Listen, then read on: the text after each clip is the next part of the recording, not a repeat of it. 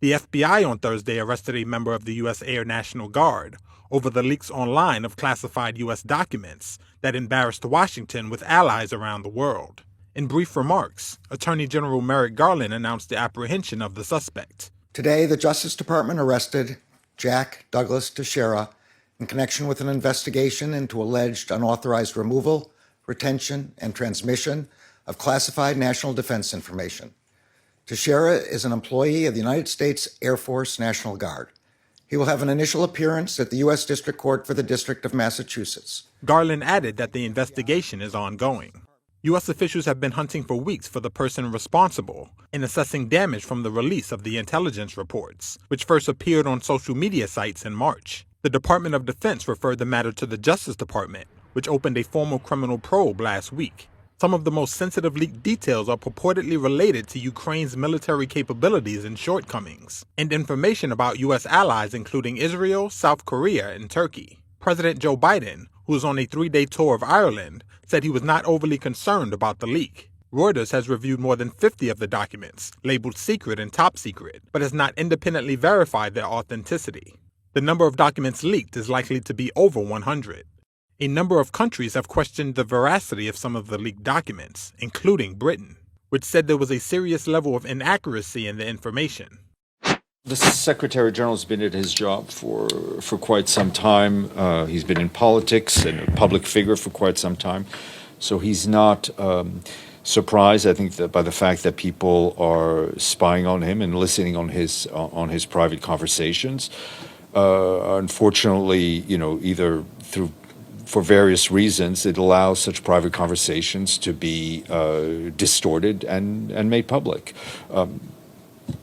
Will he be protesting to the United States about this? Well, we're not in the habit of revealing his private phone calls with various member states.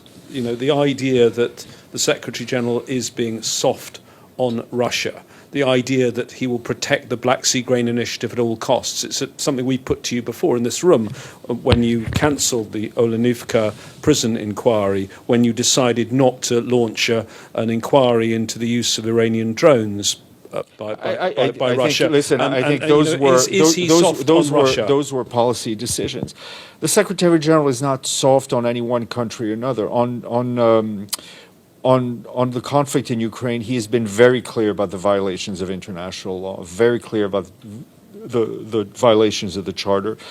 He says the same thing when he's in Moscow, when he's in Kyiv, when he's in New York, and that's in the open record. Former President Donald Trump was back in New York on Thursday, this time for questioning in a $250 million civil fraud lawsuit against him by the state's Attorney General. The same day, a Washington, D.C. appeals court declined to shield Trump from a civil defamation lawsuit by writer E. Jean Carroll, who said the former president raped her nearly 3 decades ago. Trump denies the allegation. The questioning in the New York case took place behind closed doors, though a group of protesters gathered outside Attorney General Letitia James' offices as Trump arrived for the deposition. The lawsuit against Trump, who is seeking the Republican nomination for the 2024 presidential election, accuses him and others of a decade-long scheme to manipulate property values and his net worth to obtain favorable loans and tax benefits.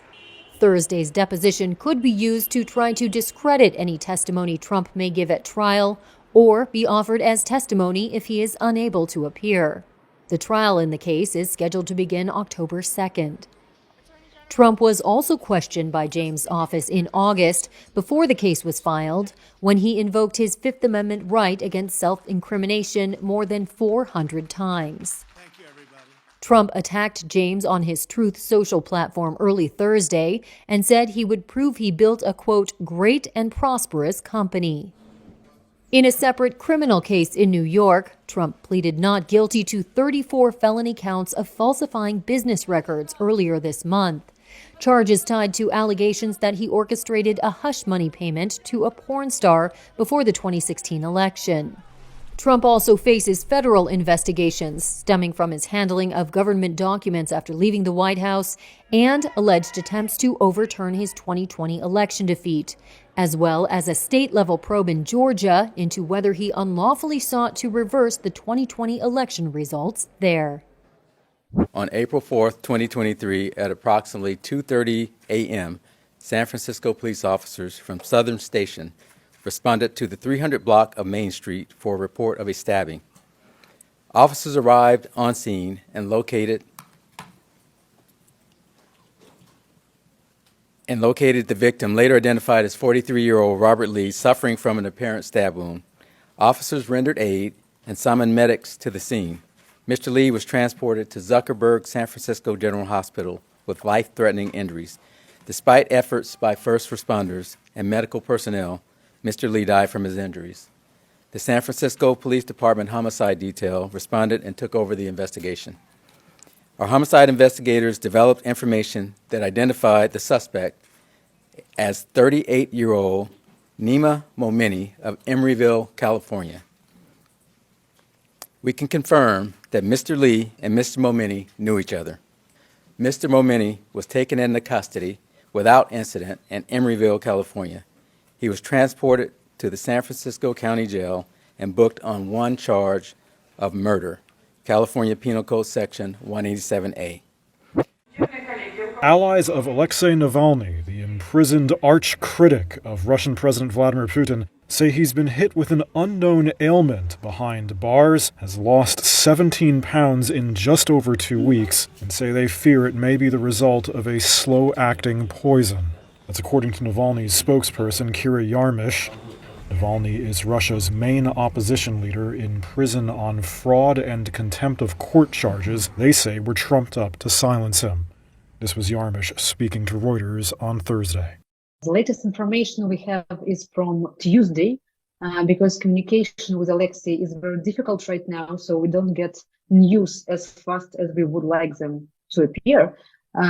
His lawyer told us that there was an ambulance called for Alexei on Friday because of severe stomach pain he had, which is a huge surprise for us, to put it mildly, because Alexei has never experienced anything like this before. Actually, he doesn't eat anything because he is prohibited to receive parcels with food or to buy food in prison store. There is no answer to it. This is just a way of pressure they put on him. I mean, there is no legal basis to prohibit such thing for any inmate in Russia.